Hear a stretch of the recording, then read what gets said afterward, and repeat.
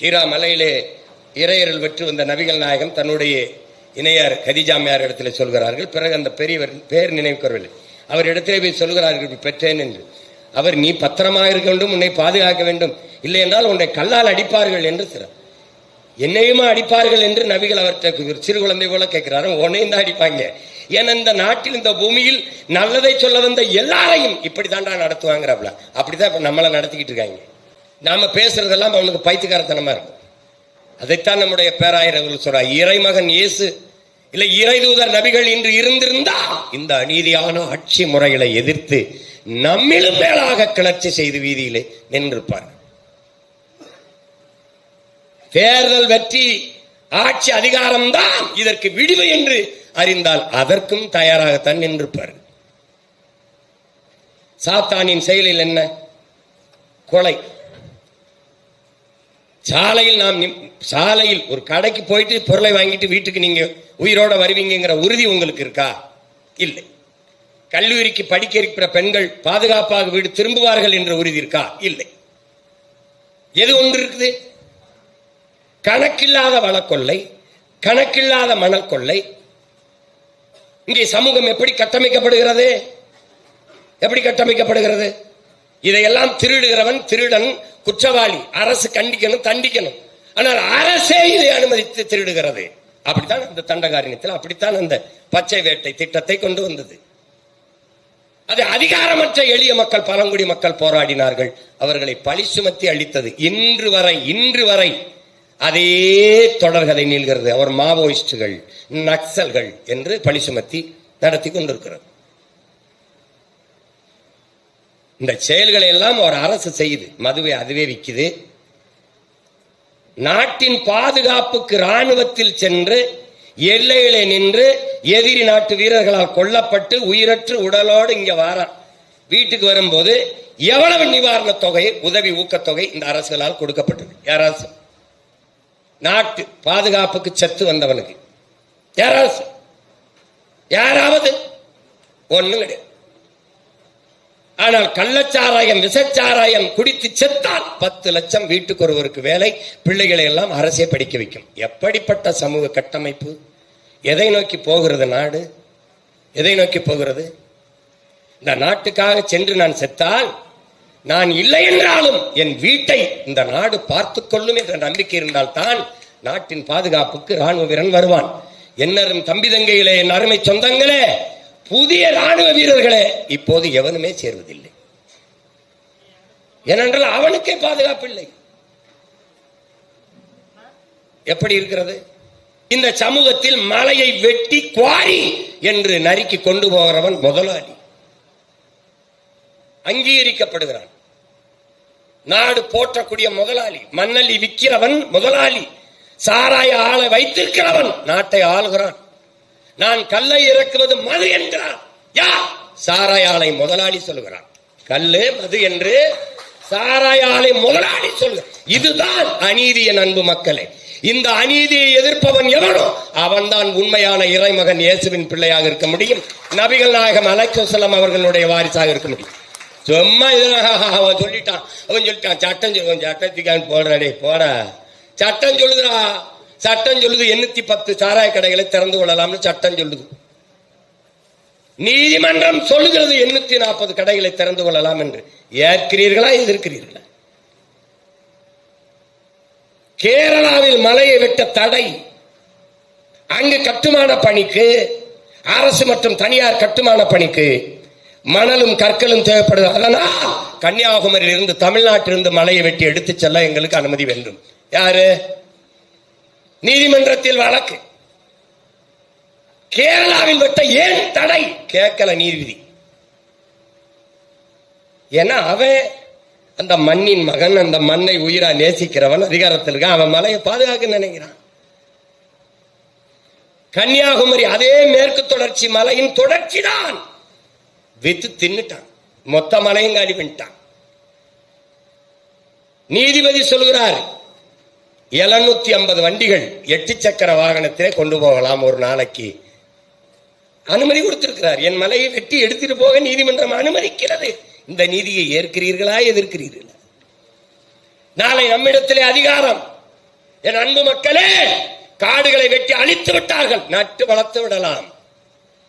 நீரை உறிஞ்சி வித்து விட்டார்கள், தடுத்து தேக்கி விடலாம். எண்ணற்ற நீர்த்தேக்கங்கள், தண்ணீரின் தேவையில் தண்ணீரை அடைந்து விடலாம். 950 மில்லிமீட்டர் மழை பெய்து 4000 TMC நமக்கு இருக்கு. அதை சேமிச்சால போது எவன்டையும் போய் ஒரு சொட்டு தண்ணிக்கு கைகட்டி நிற்க வேண்டிய அவசியம் இல்லை, செஞ்சிடலாம். பள்ளி கல்லூரி தரம் இல்ல, அரசு பள்ளி கல்வி தரம் உயர்த்திடலாம். தனியார் முதலாளிகளோட சண்டை, 8 கோடி மக்களால் நிறுவப்பட்ட ஒரு அதிகாரத்தால் கொடுக்க முடியாத கல்வியை தனியார் முதலாளி கொடுத்துருவானா, மோதுவோம்டா, மோதிடலாம். 8 கோடி மக்களால் நிறுவப்பட்ட அதிகாரத்தால் கொடுக்க முடியாத உயிர் காக்கும் மருத்துவத்தை ஒரு தனியார் முதலாளி கொடுத்துட முடியுதா? பார்த்துருவோம், கொடுத்துடலாம். சாலையை சரி செய்து விடலாம், சட்டம் ஒழுங்கை சீரமைத்து விடலாம். ஒரு பய போதைப் பொருள் வித்தான், கஞ்சா வித்தான், அது பண்ணான், தொட்டான், பொம்பளை தூக்கிடலாம். ஆனால் எதன் பொருட்டும் எவராலும் சரி செய்ய முடியாத ஒன்று, நம்மால் மலையை மணலை மறுபடி உருவாக்க முடியாது. என் அழுகையால், என் தொழுகையால், என் ஜபத்தால், என் வழிபாட்டால் எதன் பொருட்டும் அரை அங்குலம் மலையை என்னால் உருவாக்க முடியாது. மலையில்லாத நிலம் பாலைவனம் என்கிற இயற்கை உயிரியல் உண்மையை அறியாத நாம் அறிவு உள்ள மனிதர்கள் என்று சொல்வது அற்பம், கேவலம். இதில்தான் அந்த மகான் காடுகளை அழிப்பது, மலைகளை அழிப்பது, அவன் சொல்றான் ஈஎப் சுமாசர், வளங்களை சுரண்டி கொழுப்பதை உனக்கு வளர்ச்சி என்று யார் கற்பித்தது? உன்னால் உருவாக்க முடியாத ஒன்றை அழிக்கிற உரிமை உனக்கு எவன் கொடுத்ததுங்கிற ஈஎப் சுமாசர். அவன் கேட்கிறான், சிறியதே அழகுங்கிறான், இருக்கிறத வச்சு நிறைவா வாழ்றான், பைத்தியக்காரப்பன. எதுக்குது? உன்னால உருவாக்க முடியாது, நீ அதுக்கு போய் அதை அழிக்கிற? சொல்லுங்க. அப்ப அந்த இடத்துலதான் அந்த மக்களுக்காக நின்று, மக்களோடு மக்களாக நின்று தன் உயிரை கொடையாக தந்த பெருமகனார் தான் நம்முடைய ஸ்டான் சாமி அவர்கள்.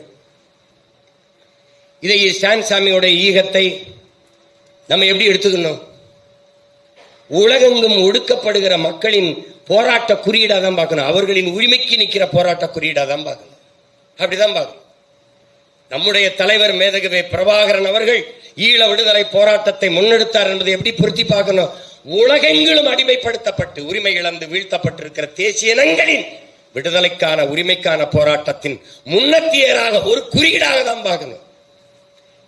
இப்ப நாம எடுத்து வைக்கிற தமிழ் தேசிய அரசியல் அப்படின்னா, முதல்ல நான் அந்த நாட்டை சரி செய்ய நினைக்கிறேன். எப்படி முதல்ல சரி, என் வீட்டை முதல்ல சரி செய்யணும். அப்படிதான் அண்ணல் காந்தி சொல்றார், உலகத்தை எப்படிப்பட்ட மாறுதலுக்கு நீ கொண்டு வர நினைக்கிறாயோ அதை உன்னிலிருந்து தொடங்குங்கிறார். அதை தான் நம்மள இருந்து செய்யணும். பிறமொழி கலக்காமல் தமிழ்ல பேசணும்னு நம்ம பேசி காட்டணும். நீ ஏன் சீமான் பணம் ஏறினா, நான் ஏன்னா தான் அவன் நிமிருவான். நீ ஏன் ஆடு மாடு மேய்க்க போற, நான் மேய்ச்சாத்தான் அவன் நிமிருவான். இப்ப நாம செய்யணும். தினம் காலையில உடற்பயிற்சி கொடுத்தல பண்ணும்போது அண்ணனே பண்ணுது, நம்ம பண்ணணும். அப்பதான் நம்ம முன்மாதிரியா இருக்கணும். அதுதான் இங்க அவசியம். எவனும் செய்யாது போகணும்னு பேசிட்டு போக முடியாது. நாம் எப்படி இதை மாற்ற நினைக்கிறோமோ அப்படி முதல்ல நாம மாறணும். அப்ப நான் என் வீட்டிலிருந்து தொடங்குறேன். என் வீடு எது? என் நாடு, என் நிலம். அது எங்கிருந்து தொடங்கணும்? என் மொழியிலிருந்து தொடங்கணும். என் மொழி, என் இனத்தில் இருந்துதான் நான் உலகத்தை நேசிக்கணும். அப்படித்தான் நேசிச்சேன். எப்படி நேசிச்சேன்? யாதும் ஊரே யாவரும் கேளீர் என்று நேசித்தேன். அப்படிதான் நேசிச்சேன். புதியது ஒரு உலகம் செய்வோம், கெட்ட போரிடும் உலகத்தை வேரோடு சாய்ப்போம் என்று இங்கிருந்தா நேசிச்சேன். அவனவன் வாழ்விடத்தில் இருந்துதான் உலகத்தை நேசிக்க முடியும். அதை விட்டு இவன் சொல்றது போல முதல்ல நான் இந்தியன், நெக்ஸ்ட் தமிழன் பேசிப்பாரு. நிறைய பேர்ட்ட பேசும். இவங்க திராவிடங்க நமக்கு எப்படி கிடைச்சிருக்காங்க?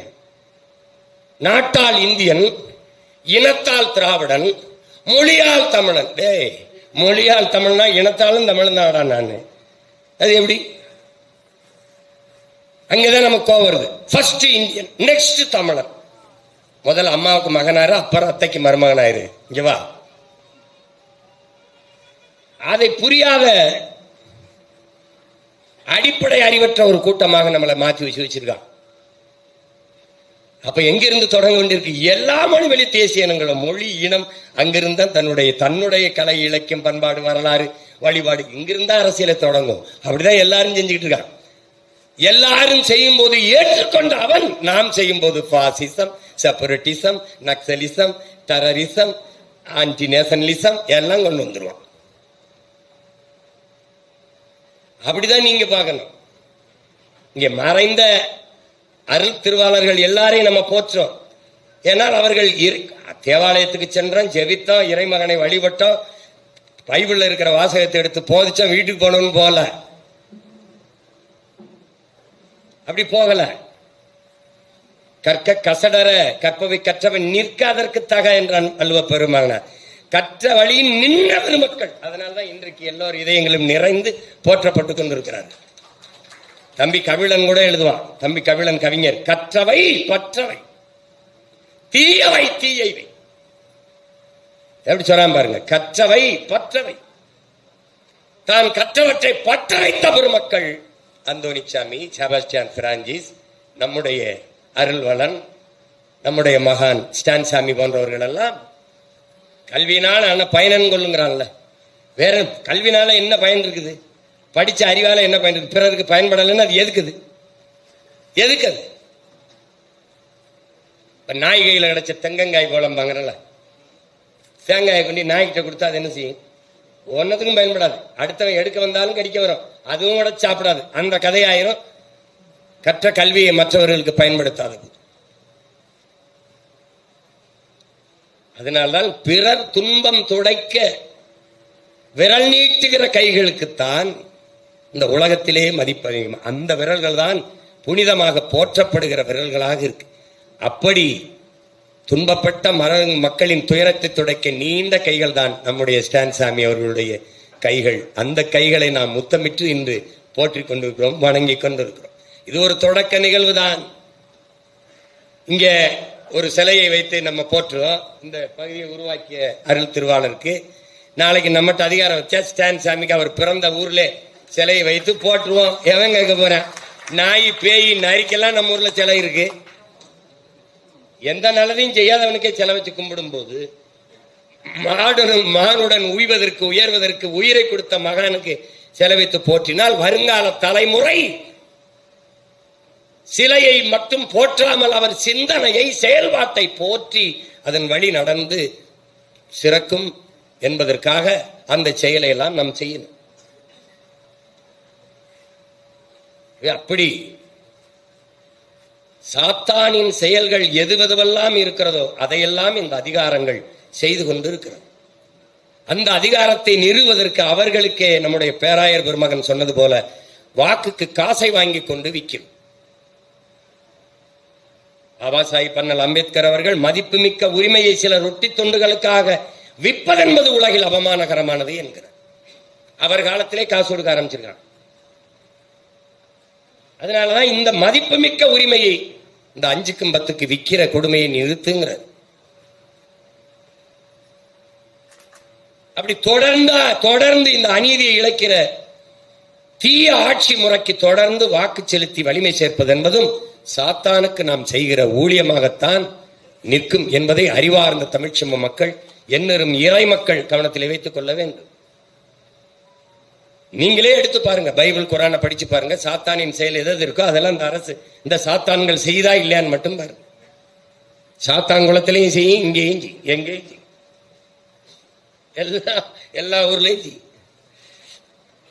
வெளிப்படையாகவே அநீதிகளால் கட்டமைக்கப்பட்ட சமூகத்தை தகர்த்து முற்றுமுழுதாக புதிய சமூகம் படைப்பதற்கு பேர்தான் புரட்சி என்று மாவீரன் பகத்சிங் நமக்கு கற்பிக்கிறார். அப்படி வெளிப்படையாகவே அநீதிகளால் கட்டமைக்கப்பட்ட சமூகமாக இது மாறி நிற்கிறது. இதை தகர்க்க வேண்டும். தீய ஆட்சி முறையை ஒழித்து தூய ஆட்சி முறையை மலரச் செய்ய வேண்டும். இல்லை என்றால் அங்கொன்றும் இங்கொன்றுமாக தோன்றுகிற அரிதினும் அரிதான மனித புனிதர்கள் கொல்லப்படுவார்கள். அப்படி கொல்லப்பட்ட மனித புனிதர் தான் சிறைக்குள்ளே வைத்து கொன்றார்கள் என்றுதான் சொல்ல வேண்டும். அவர் மீது சுமத்தப்பட்ட எந்த குற்றச்சாட்டையாவது இந்த அதிகாரம் நிரூபித்திருக்கிறதா? இல்லை. அநியாயமாக ஒரு நல்லவரை கொன்றிருக்கிறது என்று யாராவது நாட்டு மக்கள் துடித்திருக்கிறார்கள்? இல்லை. நம் சபையோர்களாவது வெகுண்டு எழுந்தார்களா? இல்லை. இதிலிருந்து என்ன தெரியுது என்றால், நமக்கென்று பேச, குரல் எழுப்ப, நமக்கென்று ஆதரவு கை நீட்ட, யாருமற்ற நிலையில் தனித்து விடப்பட்ட தேசியனத்தின் மக்கள் என்று எம்முயிர் தலைவன் பிரபாகரன் சொன்னதுதான் இங்கே உண்மை என்று நமக்கு தெரியும். இங்கே பேசிய தங்கை கூட கோபப்பட்டார். சிறுபான்மை என்பதை நாம் சகித்துக் கொண்டோம். எனக்கு முன்பு இதற்கு எதிராக கிளர்ச்சி செய்தவன் எங்கள் உயிர் அண்ணன் பழனி பாபா அவர்கள். நீங்கள் சாதி மதங்களாக பிளந்து பிரிந்து நின்றீர்கள் என்றால் தனிமைப்படுத்தப்படுவீர்கள், அச்சுறுத்தப்படுவீர்கள். மொழி இனமாக நின்றீர்கள் என்றால் வலிமை பெறுவீர்கள், பாதுகாப்பாக வாழ்வீர்கள் என்றார். நான் தமிழன், இஸ்லாத்தை ஏற்றிருக்கிறேன். ஓர் ஏக இறைவன் அல்லாவை ஏற்று நபி மொழி அதை வழியாக ஏற்று பயணிக்கிறேன். என் மார்க்கம் இஸ்லாம், ஆனால் என் மொழி தமிழ், என் இனம், நான் தமிழன்.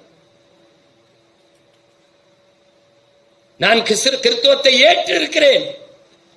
நான் கிறிஸ்தவன், தமிழனாகவில்லை, தமிழன். நான் கிறிஸ்தவத்தை ஏற்றிருக்கிறேன். இந்த புரிதல் தான் என்னரும் இறை சொந்தங்களுக்கு இருக்கணும். எனும் சமயங்கள் மாறிக்கொள்ளக்கூடியது, ஆனால் மொழியும் இனமும் மாறிக்கொள்ளவே முடியாதது. இது உலகெங்கிலும் இருக்கிற வரலாறு. நமக்கு மட்டும் புது விதி ஒண்ணும் இல்லை. எங்கிருந்தோ வந்தவன் நம்மளை சிறுபான்மை, நீ ஆமா சிறுபான்மை, நம்மிடத்திலே எடுத்து வாதத்தை வைப்பார்கள். சிறுபான்மை என்றால் சலுகைகள் கிடைக்கிறது என்று. இது எந்த மாதிரி கொடுமை மனநிலை? நமக்கு வேண்டியது உரிமை, சலுகை அல்ல. நாம் இந்த மண்ணின் குடிகள், இந்த நிலம் நம்முடையது. நமக்கு வேண்டியது இந்த நிலத்தில் நமக்கான உரிமை, சலுகை அல்ல. இலவசம், போனஸ், மானியம், சலுகை பெறுவதற்கு நாம் ஒன்றும் அடிமை கூட்டம் அல்ல, பிச்சைக்காரர்கள் அல்ல. இந்த மண்ணில் பிறந்த மக்கள், பூர்வீக குடிகள். நாடு நம்முடையது. சார்ந்து இருக்கிற மதத்தின் எண்ணிக்கை வேணால் குறையா இருக்கலாம், ஆனால் மொழி இனத்தின் எண்ணிக்கையில் நாம் எவ்வளவு இனம்? உலகெங்கும் 13 கோடி மக்கள் தொகையை கொண்ட பெருத்த மூத்த தமிழ் தேசிய இனத்தின் மக்கள் நாம். யாரு மதத்தை வச்சு மானுடனை கணக்கெடுக்கிறா? பிரான்ஸுக்கு போனீங்கன்னா ஐ ஆம் கிறிஸ்டின் அப்படின்னு கை கொடுக்குறானா? பிரிட்டனுக்கு போனா ஐ ஆம் கிறிஸ்டின் என்று கை கொடுக்குறானா? ஐ ஆம் பிரிட்டன் என்றாவது கை கொடுக்குறானா? ஐ ஆம் பிரான்ஸ் என்று கை கொடுக்குறானா? ஐ ஆம் பிரெஞ்சு அப்படின்னு தான் கை கொடுக்குவான். வேணா போ, வேணா போய் பாரு. பிரிட்டனுக்கு போ, ஐ ஆம் பிரிட்டிஷ் கிடையாது, ஐ ஆம் இங்கிலீஷ் அப்படிதான் பேசுவான். அதேதான் நமக்கும். நாம் இஸ்லாமியன், நான் கிறிஸ்தவன், நான் இந்து அல்ல, நான் தமிழன். அப்படிதான் நம்ம அடையாளம். அதான் நம்ம அடையாளம். நாடை இழந்து ஏதிலிகளாக உலகெங்கும் பரவி வாழ்கிறோம். எங்கு சென்றாலும் நாம் தமிழர்களாகத்தான் வாழ்றோம். ஈழத் தமிழர்கள் அப்படிதான் சொல்றான். மற்ற மாதிரி இங்க வந்தபோது, இங்க வந்தால் திராவிடர் ஆய்க்கிறது, இங்க வந்தால் தமிழரா மாறிக்கிறது, இனம் மாறுற ஈன பழக்கம் இந்த இனத்திற்கு எங்கேயும் இல்லை. நான் உரிமை இழந்த அடிமையாக வாழும் போதும் சரி, உரிமை பெற்று சுதந்திரமாக வாழும் போதும் சரி, தமிழனாகத்தான் நான் இருந்திருக்கிறேன். இதைத்தான் எங்கு பிறப்பினும் தமிழன் தமிழனே, எங்கு பிறப்பினும் அயலான் என்று புரட்சி பாவலர் முழங்க காரணம் அதுதான். அதனால என் அன்பு மக்கள், தமிழன் பெருமைக்குரியவன். காரணம், தமிழ் பெருங்குடியில் பிறந்ததனாலே பெருமைக்குரியவன். கிறிஸ்தவம் நாம் ஏற்றிருக்கிற சமயம், இஸ்லாம் நாம் ஏற்றிருக்கிற மார்க்கம். ஆனால் பிறப்பிலிருந்து இறப்பு வரை நாங்கள் தமிழர்கள் என்ற தேசிய இன உணர்வு பெற்று எழும்போதுதான் இந்த நிலத்தில் தமிழர் பேரினம் ஆன்மா விழிப்புறும், அரசியல் வலிமை பெறும், அதிகாரம் கைக்கு வரும். இதை விட்டால் வேறு வழி கிடையாது.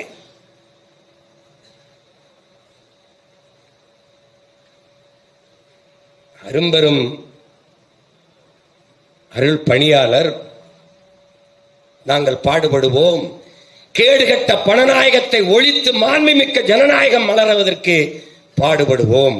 பாடு ஒன்றும் நீங்கள் விட வேண்டாம், ஒரே ஒரு ஓட்டை போடுங்கள், அவ்வளவுதான். காசு கொடுப்பார்கள், வாங்குங்கள். கோயிலில் இருக்கிற காணிக்கை உண்டியலில் போடுங்கள். கர்த்தரிடத்தில் சொல்லுங்கள், ஒப்புக் கொடுங்கள் உங்கள் பாவத்தை. இதுவரை சனியன் இந்த கர்மத்திற்கு ஓட்டு போட்டு விட்டேன், மன்னித்து விடும் கர்த்தரே. வேண்டுவீர்கள் இல்ல, விண்ணுள் இருக்கும் என் தந்தையே ஒரு தடவை மன்னித்து விடு, இந்த சாத்தானின் ஆட்சி முறையை ஒழிக்க ஒரே ஒரு முறை விவசாய சின்னத்திற்கு போட்டுக் கொள்கிறேன் என்று போடும். இல்லை என்றால் இந்த மகனையும் விட்டு விடுங்கள். கடைசியாக உட்கார்ந்து அரிசிக்கும் பருப்புக்கும் வேட்டிக்கும் சேலைக்கும் 5க்கும் 10க்கும் அல்லாடுங்கள். சோறு வடிச்ச தண்ணி ஆறா ஓடிச்சுங்கிறான். சிப்பிலிருந்து முத்தெடுத்தான், கரும்பு மொழியிலிருந்து கண்ணல்ல இருந்து முத்தெடுத்தாங்கிறான். எப்படிப்பட்ட தமிழ் சமூகத்துல பிறந்துட்டு இப்படி போய் இலவச வேட்டி சேலைக்கு இலவச பொண்டாட்டிக்கு அலைகிறான். இலவச திருமணம், தலைவன் பிறந்த நாள்ல 69 திருமணம். அப்ப அடுத்த தடவை இன்னொரு திருமணம். அறப்பவன் தாலி வாங்கி விரும்பிய தன்னுடைய இணையாருக்கு கழுத்துல கட்ட வக்கில்லாதவன் கடைசி வரை அந்த பொண்ணை வச்சு எப்படி காப்பாத்துவான்? அறப்பவன் தாலி வாங்க முடியல. தாலிக்கு தங்கம் கொடுத்தோம், சாதனை. குடிக்க வச்சு 4 லட்சம் பேர் தாலி அர்த்தம், அதுவும் சாதனை தான், அதுவும் சாதனை தான். ஊரா என்ன பேசிட்டு வரான்? குடும்ப தலைவிக்கு 1000, குடும்ப தலைவிக்கு 1000. இப்ப 1500. இன்னொரு 6 மாசத்துல நான் அடிக்கிற அடியில 2000, 2500 வரைக்கும் வர்றதுக்கு வாய்ப்பு இருக்கு. இந்த காசு எங்க இருந்து வருது தெரியல. ஆசிரியருக்கு சம்பளம் கொடுக்க காசு இல்ல, சாலையை சரியா போட காசு இல்ல, இது அதுக்கு காசு இல்ல, இதுக்கு காசு, சமாதி கட்டார 200-300 கோடி, அதுக்கு காசு இருக்கு. எப்படி இருக்கு? எப்படி இருக்கு? 10 லட்சம் கோடி கடன், 10 லட்சம் கோடி கடனை வாங்கி சாலை சரியா கொடுத்தோம், கல்வியை சரியா கொடுத்தோம், மருத்துவத்தை தரமா கொடுத்தோம், தூய குடிநீரை மக்களுக்கு விநியோகம் பண்ண ஒரு திட்டம் கிடையாது. தடையற்ற மின்சாரம் கொடுத்தோம், ஒன்னும் கிடையாது. புஷ்பா என்கிற படம், அந்த படத்திலே செம்மரக்கட்டையை நாம் வெட்ட வந்தோம் என்று 20 பேரை காட்டுக்குள்ளே இதே சந்திரபாபு நாயுடு அரசு சுட்டு போட்டது. இந்த அதிகாரங்கள் யாரும் கேள்வி கேட்கல. வெட்ட வந்த கூலியை சுட்டி போட்டாய், வெட்டி எத்தனை முதலாளியை கைது பண்ணல, ஏண்டான்னு எவனும் கேட்கல.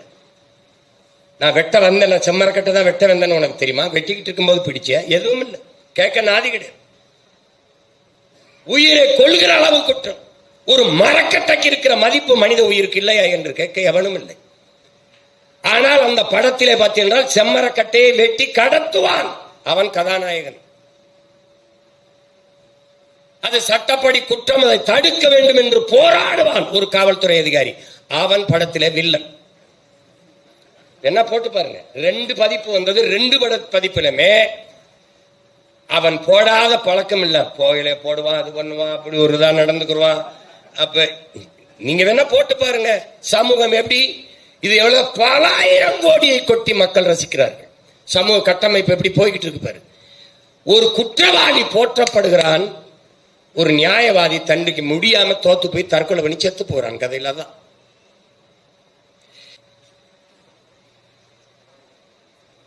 எனவே ஒரு அருள் திரு பெருமகனார் ஸ்டான் சாமி அவர்களுடைய நினைவை போற்றுகிற இந்நாளில் தன்னையே ஒடுக்கப்பட்ட, உரிமை பறிக்கப்பட்ட மக்களின் வாழ்வுக்காக அர்ப்பணித்த அந்த பெருமகனாரின் நினைவை போற்றுகிற இந்நாளில் அந்தோணிசாமி என்கிற மலைச்சாமி ஆகியோருக்கு என்னுடைய புகழ் வணக்கத்தை செலுத்துவதில் மகிழ்கிறேன்.